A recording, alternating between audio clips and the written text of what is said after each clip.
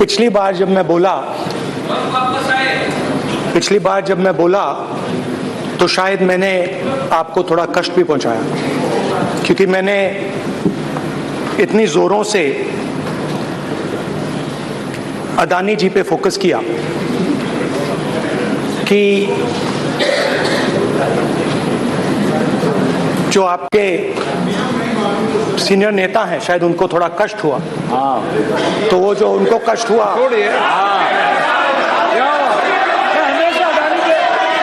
हमेशा अडानी पे अभी भी कष्ट हो रहा है।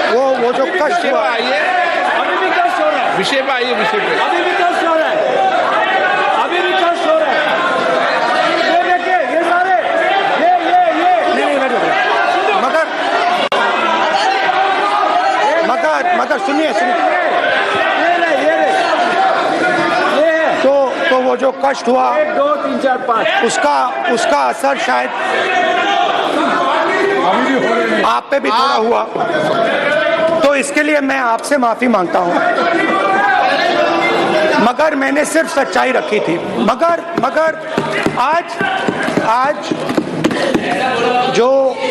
आज जो मेरे बीजेपी के मित्र हैं, आज आपको डरने की जरूरत नहीं है। डरो मत, क्योंकि आज जो मेरा भाषण है, डरो मत, और आप डरो मत।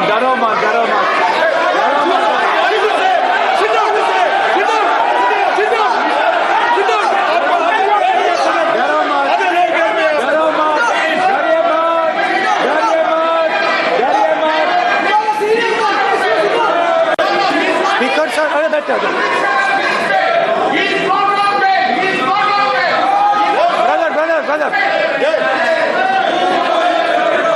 तो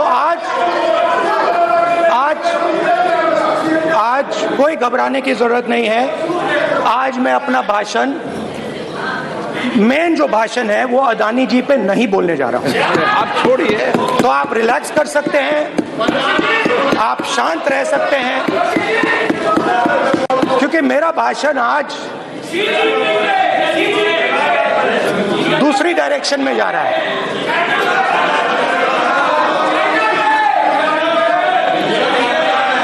रूमी ने कहा था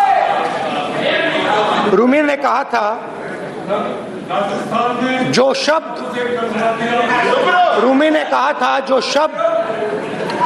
दिल से आते हैं वो शब्द दिल में जाते हैं। तो आज मैं दिमाग से नहीं बोलना चाह रहा हूं, मैं दिल से बोलना चाह रहा हूं।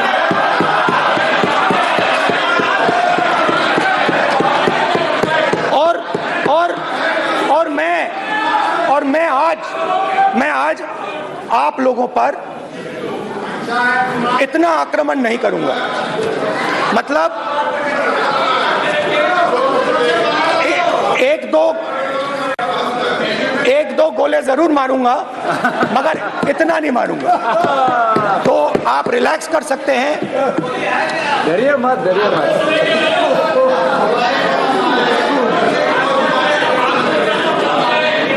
अरे रक्षा मंत्री जी आज संभाल लेंगे हम लोग।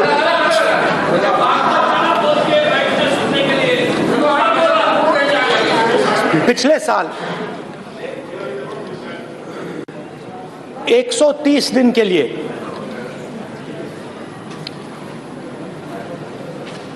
मैं भारत के एक कोने से दूसरे कोने तक गया, अकेला नहीं, बहुत सारे लोगों के साथ।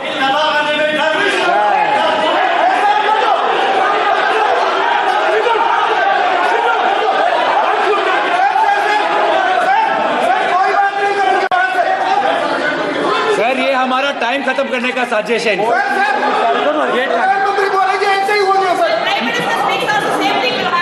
समय निकल जाए।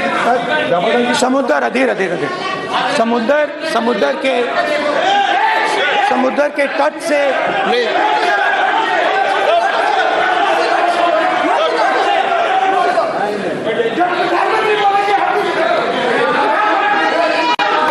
माननीय सदस्य प्लीज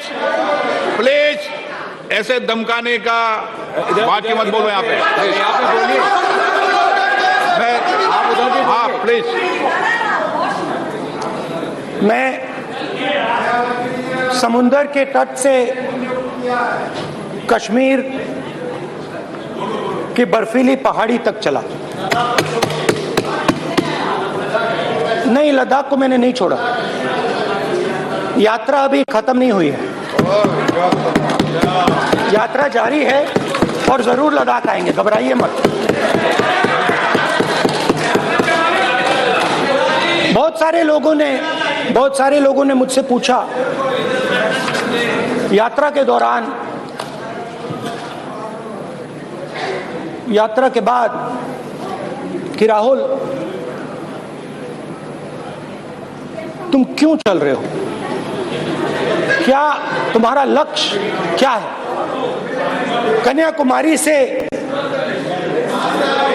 कन्याकुमारी से कश्मीर तक क्यों जा रहे हो। और जब वो मुझसे पूछते थे, शुरुआत में मेरे मुंह से जवाब नहीं निकलता।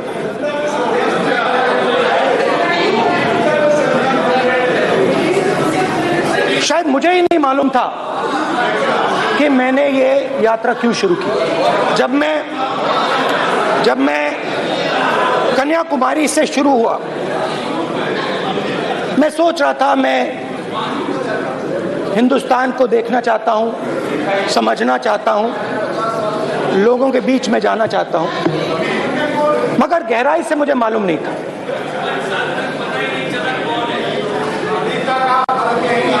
थोड़ी देर में मुझे बात समझ आने लगी।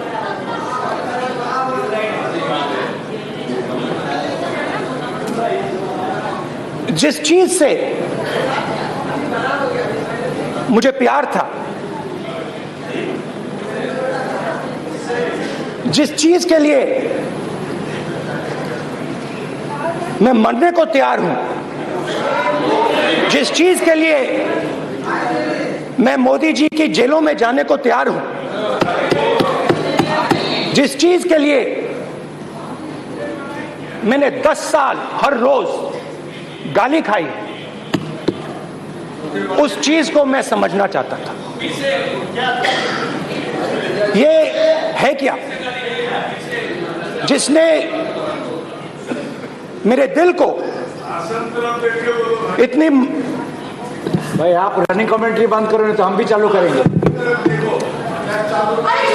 सुनने का धैर्य रखो। जिस चीज ने मेरे दिल को इतनी मजबूती से पकड़ रखा था, उसको मैं समझना चाहता हूं। शुरुआत में जैसे मैंने शुरू किया, सालों से मैं हर रोज 8-10 किलोमीटर दौड़ता हूं। तो मेरे दिमाग में था कि अगर मैं 10 किलोमीटर दौड़ सकता हूं तो 25 किलोमीटर चलने का क्या मतलब, कोई बड़ी बात नहीं है। ये मैंने सोचा था। आज मैं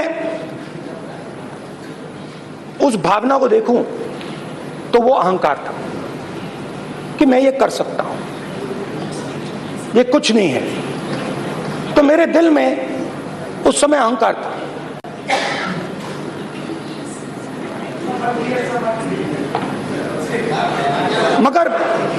मगर भारत अहंकार को एकदम मिटा देता है, 1 सेकंड में मिटा देता है। तो हुआ क्या,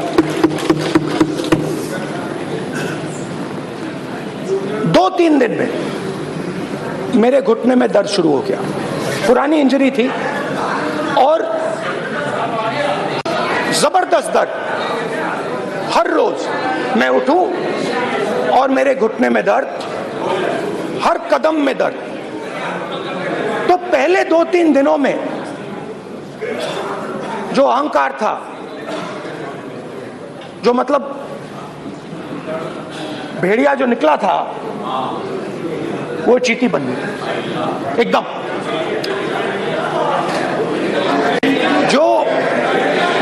जो हिंदुस्तान को अहंकार से देखने निकला था, वो पूरा का पूरा अहंकार गायब हो गया। और रोज मैं डर डर के चलूं कि क्या मैं कल चल पाऊंगा। ये मेरे दिल में डर था। और जब भी ये डर बढ़ता था, कहीं ना कहीं से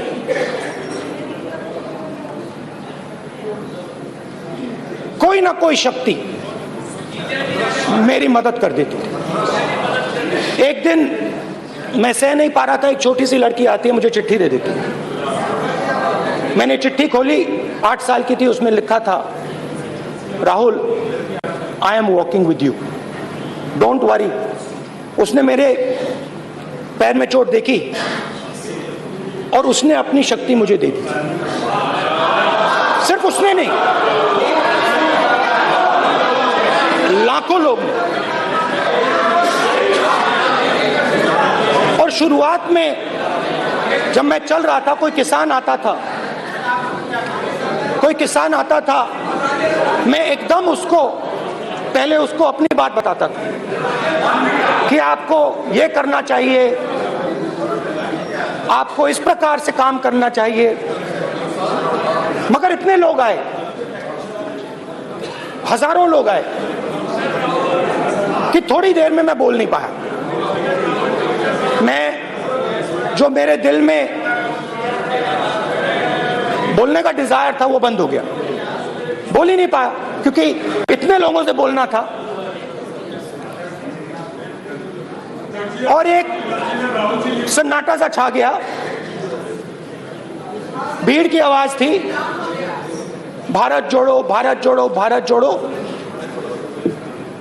और जो मेरे से बात करता था उसकी आवाज में सुनता गया।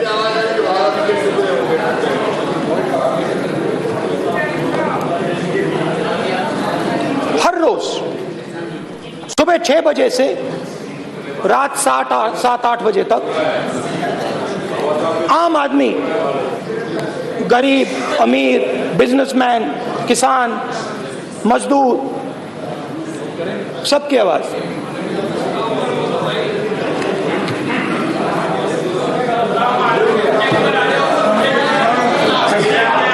आ रहा हूं।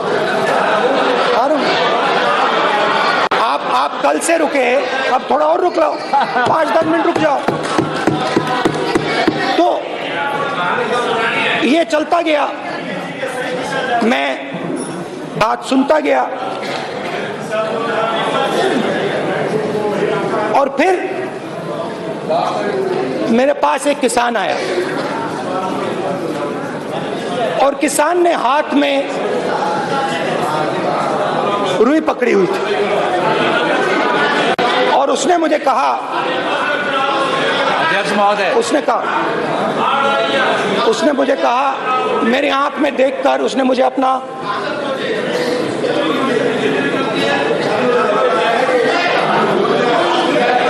वो रुई का बंडल दिया और उसने कहा, राहुल जी, यही बचा है मेरे खेत का, यही बचा है और कुछ बचा नहीं है। मैंने उससे, जो मैं नॉर्मली सवाल पूछता था, भैया आपको बीमा का पैसा मिला, वो पूछा, बीमा का पैसा मिला, वो पूछा। और किसान ने मेरा हाथ पकड़ा। किसान मुझे कहता है कि नहीं राहुल जी, मुझे बीमा का पैसा नहीं मिला, हिंदुस्तान के बड़े उद्योगपतियों ने वो मुझसे छीन लिया। मगर इस बार बड़ी अजीब सी चीज हुई। जब मैंने किसान को देखा और वो मुझसे बोल रहा था, तो जो उसके दिल में दर्द था वो मेरे दिल में आया। जो उसके आंखों में शर्म थी जब वो अपनी बीवी से बात करता था, वो शर्म मेरी आंखों में आई जब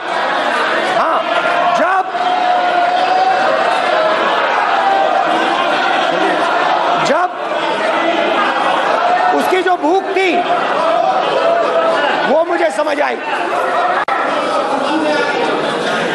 और उसके बाद यात्रा बिल्कुल बदल गई।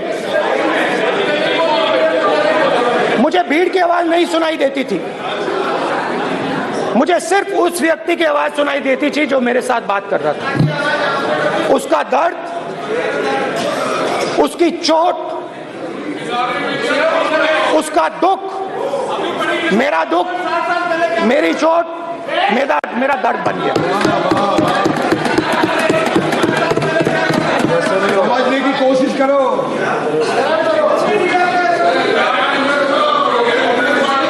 भाइयों और बहनों, लोग कहते हैं कि ये देश है, कोई कहता है ये अलग अलग भाषाएं हैं, कोई कहता है ये जमीन है, मिट्टी है, कोई कहता है ये धर्म है, ये सोना है, ये चांदी है। मगर भाइयों और बहनों, सच्चाई है कि ये देश एक आवाज है, ये देश सिर्फ एक आवाज है। ये देश इस देश की लोगों की आवाज है, इस देश के लोगों का दर्द है, दुख है, कठिनाइयां हैं। और अगर हमें इस आवाज को सुनना है तो हमारे दिल में जो अहंकार है, हमारे जो डिजायर्स हैं, हमारे जो सपने हैं, हमारे जो सपने हैं, उनको हमें परे करना पड़ेगा। जब हम अपने सपनों को परे करते हैं तब हमें हिंदुस्तान की आवाज सुनाई देती है, तब तक हिंदुस्तान की आवाज हमें नहीं सुनाई देती। अब आप कहोगे ये बात मैंने नॉन कॉन्फिडेंस मोशन में क्यों रखी? इसका क्या मतलब है कि भारत एक आवाज है, भारत लोगों का दुख है, भारत लोगों का कष्ट है, मुश्किलें हैं। क्योंकि भाइयों और बहनों,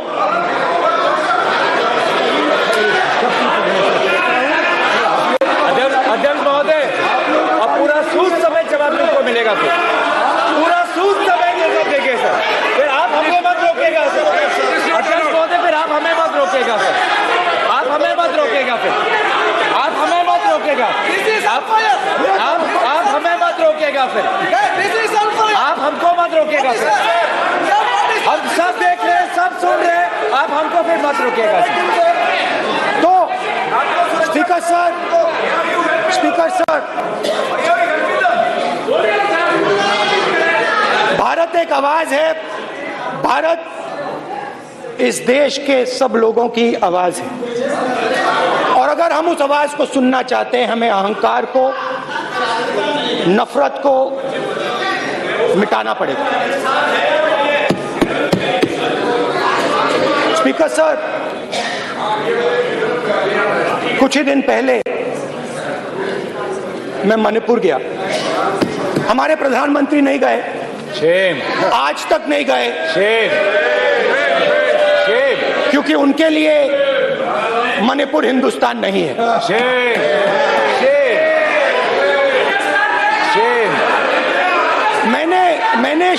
मैंने मणिपुर शब्द प्रयोग किया,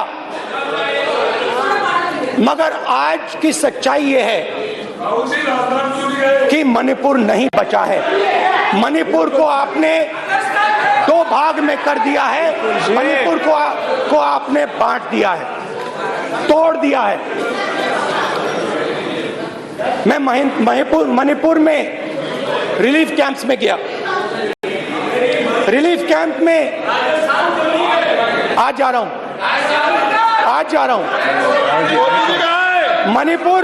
मणिपुर में रिलीफ कैंप में मैंने महिलाओं से बात की।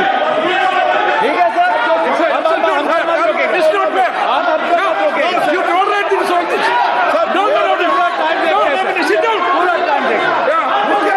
Why you always देखेंगे? क्यों देखेंगे? बात नहीं करेंगे सर, प्रधानमंत्री की बात नहीं करेंगे सर ऐसे।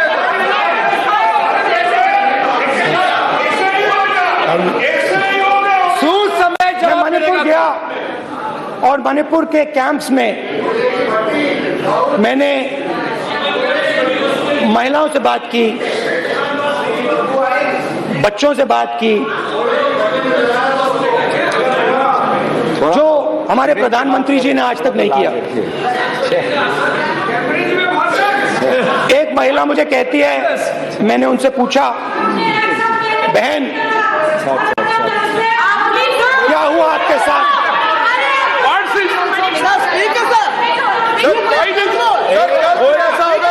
एक एक मंत्री बोल रहे हैं, कल आप एक एक मंत्री खड़े होके बोल रहे हैं, एक एक मंत्री खड़े होके ऐसे कर रहे हैं, एक एक मंत्री खड़े होंगे तो पूरे सांसद खड़े होंगे यहाँ पे, पूरे सांसद खड़े होंगे यहाँ पे, बैठे नहीं है चुपचाप करिए पूरे सब खड़े होंगे, पूरे सब खड़े होंगे सर।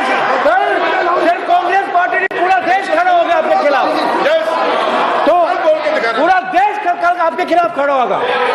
मैं बहुत सारी महिलाओं से बात किया, मगर मैं आपको दो उदाहरण देना चाहता हूं। एक महिला मुझे कहती है, मैंने कहा क्या हुआ तुम्हारे साथ? कहती है, मेरा छोटा सा बेटा, महिला का सम्मान करें प्लीज, ये सम्मान। एक ही बच्चा था मेरा, कोई शर्म कर लो गल मारी, एक ही बच्चा था मेरा, मेरे सामने, मेरे आंखों के सामने उसको गोली मारी है। मैं पूरी रात, आप सोचिए, आप अपने बेटे के बारे में, बेटों के बारे में सोचिए, मैं पूरी रात उसकी लाश के साथ लेटी रही। झूठ नहीं, झूठ आप बोलते हो, झूठ मैं नहीं बोलता हूं।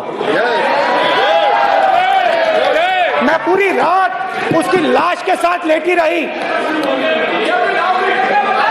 और फिर मुझे डर लगा, मैंने अपना घर छोड़ दिया, जो भी मेरे पास था वो मैंने छोड़ दिया। मैंने उनसे पूछा, कुछ तो लाई होगी? कहती है, नहीं, सिर्फ मेरे जो कपड़े हैं ये मेरे पास हैं। और फिर इधर उधर ढूंढती है और एक फोटो निकालती है और मुझे कहती है, यही मेरे पास अब बची है।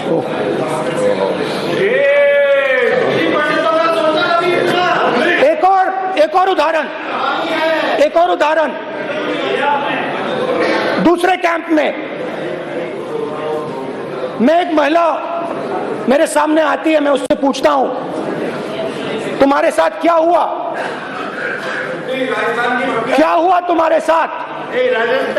और जैसे ही मैंने ये सवाल पूछा,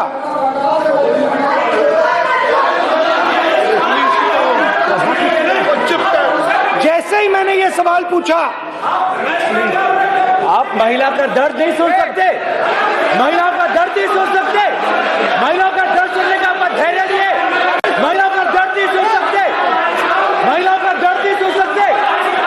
जैसे ही मैंने उससे ये सवाल पूछा, बैठो,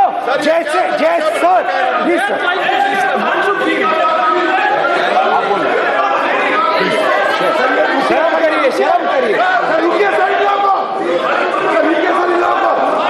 जैसे ही मैंने उससे सवाल पूछा, तुम्हारे साथ क्या हुआ? शर्म नहीं है तेरे को? वैसे ही एक सेकंड में वो कांपने लगी। उसने अपने दिमाग में वो दृश्य देखा और वो बेहोश हो गई। मेरे सामने कांपती हुई बेहोश हो गई। तो ये मैंने आपको सिर्फ 2 उदाहरण दिए हैं। स्पीकर सर, इन्होंने मणिपुर में हिंदुस्तान की हत्या की है, सिर्फ मणिपुर की नहीं, हिंदुस्तान की हत्या की है। इनकी राजनीति ने मणिपुर को नहीं, हिंदुस्तान को मणिपुर में मारा है। हिंदुस्तान को कत्ल किया है, हिंदुस्तान का मर्डर किया है।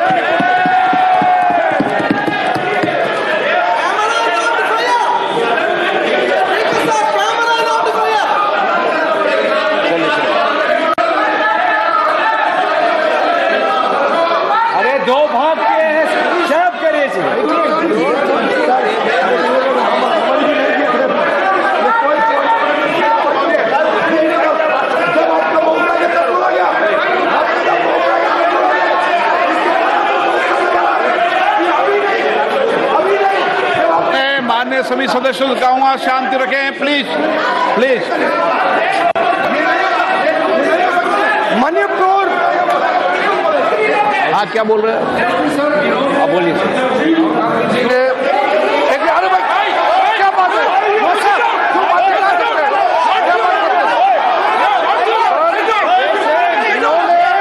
राहुल गांधी ने आज सदन में पानी पी रहे हैं भाई। बैठो सर, ये राहुल गांधी ने आज जो बातें कही है इस सदन में बहुत ही बात किया है। मैं उनसे एक सवाल पूछना चाहता हूँ। 60% चारों लोगों को नोटिस में हत्या हुए हैं। कांग्रेस पार्टी है, राहुल गांधी को माफी मांगना चाहिए। राहुल गांधी का कांग्रेस पार्टी इस देश को शासन किया है, नॉर्थ ईस्ट को इन्होंने खत्म किया है। आज नॉर्थ ईस्ट में जितना मिलिटेंसी है ये कांग्रेस पार्टी ने पैदा किया है। बात करते हैं प्रॉब्लम, आज नॉर्थ ईस्ट में सारा मिलिटेंट ग्रुप है, सारा कांग्रेस पार्टी की वजह से जमा हुआ है।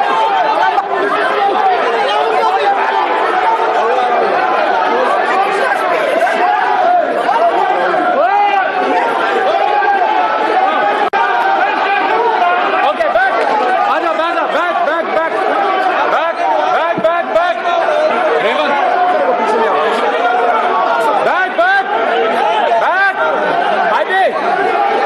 Back. Highway. हो गया. प्रतापन. हो गया. आप भाषण नहीं सुनना चाहते? आप भाषण नहीं सुनना चाहते?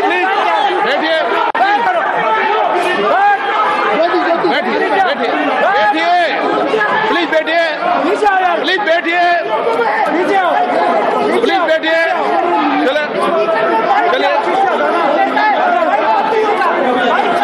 चलिए अंदर थैंक यू सबसे बड़ा थैंक यू।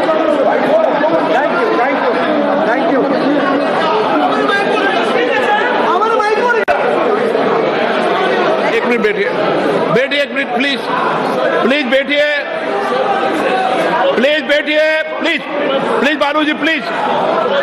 बालूजी एक मिनट प्लीज बैठिए। माननीय सदस्यगण, ऐसे नहीं सकते। जिस तरीके का व्यवहार आप टेबल पर आकर कर रहे हैं इस तरीके से सदन नहीं चलेगा। ये तरीका ठीक नहीं है।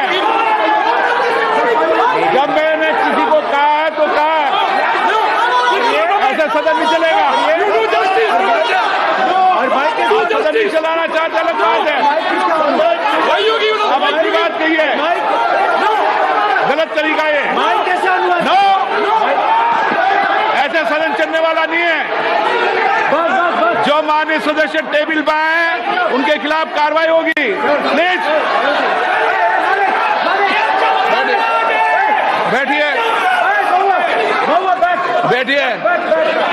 बैठिए, आप भी बैठिए।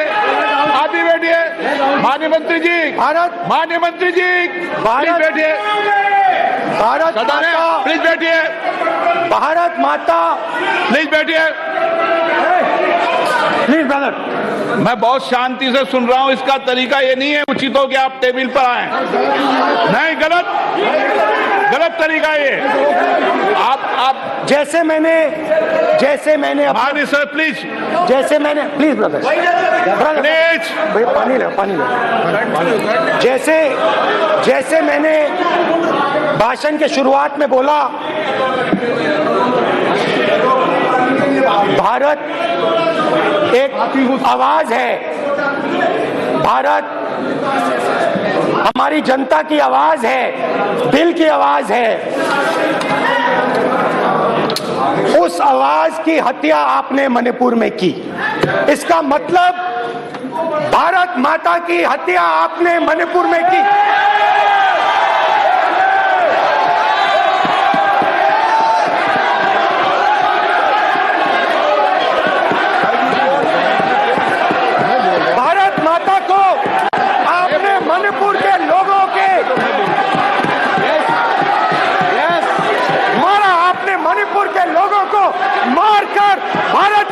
जाती है।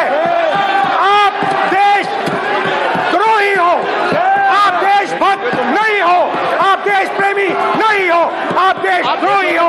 आपने देश की हत्या मणिपुर में की।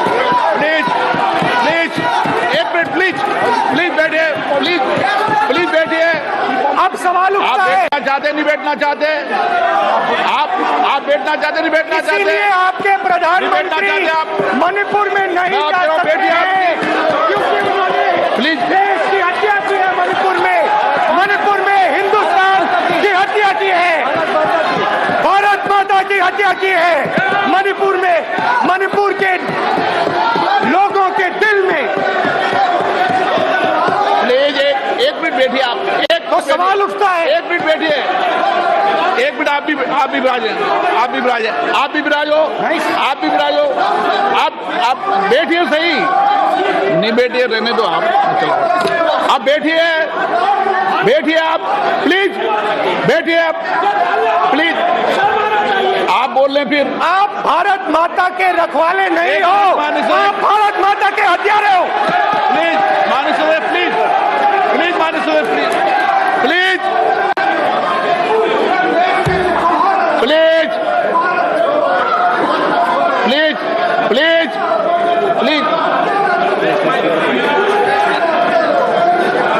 देखिए माननीय सदस्यगण, प्लीज प्लीज। माननीय सदस्यगण, भारत माँ हमारी माँ है, हमें सदन में बोलते समय संयम बरतना चाहिए। मेरा अपनी माँ की हत्या की बात कर रहा हूँ, मैं मणिपुर में अपनी माँ की हत्या की बात कर रहा हूँ, मैं आदर से बोल रहा हूँ। आपने मेरी माँ की हत्या की मणिपुर में। एक मेरी माँ यहाँ बैठी है, दूसरी माँ को आपने मणिपुर में मारा है।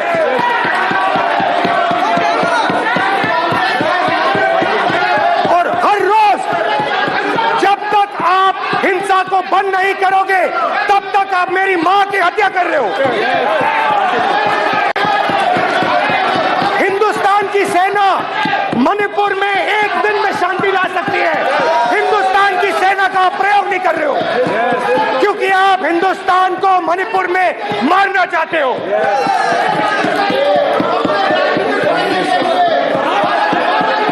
तो अगर नरेंद्र मोदी जी हिंदुस्तान की आवाज नहीं सुनते हैं, अगर हिंदुस्तान के दिल की आवाज नहीं सुनते हैं, तो किसकी आवाज सुनते हैं? दो लोगों की आवाज सुनते हैं। इसकी आवाज सुनते हैं, इसकी आवाज सुनते हैं, और इसलिए सुनते हैं। नो ये गलत तरीका माननीय सदस्य, देख लीजिए अडानी जी के लिए मोदी जी ने क्या काम किया है, देख लीजिए। ये पहले आपको गलत तरीका आपका, माननीय सदस्य आपका गलत तरीका है। आप सीनियर सदस्य हैं, आप इस तरीके का बाहर सदन में मत करिए। आप बात कहिए, लेकिन इस तरीके से पोस्टर लाना ये उचित नहीं है किसी तरीके से। रावण दो लोगों की सुनता था, रावण दो लोगों की सुनता था, मेघनाथ और कुंभकर्ण। वैसे ही नरेंद्र मोदी दो लोगों की सुनते हैं, अमित शाह और अडानी। भाई और बहनों, लंका को हनुमान ने नहीं जलाया था, लंका को रावण के अहंकार ने जलाया था। प्लीज माननीय सदस्य, आप संयमित बोले, आप ये सदन है, आप तरीके से बोलिए। माननीय राम ने रावण को नहीं मारा था, रावण के अहंकार ने रावण को मारा था। आप पूरे देश में केरोसिन फेंक रहे हो, पूरे देश में आप केरोसिन फेंक रहे हो। आपने मणिपुर में केरोसिन फेंकी और फिर चिंगारी लगा दी, अब आप हरियाणा में कर रहे हो, पूरे देश को आप जलाने में लगे हो। आप पूरे देश में भारत माता की हत्या कर रहे हो। धन्यवाद स्पीकर।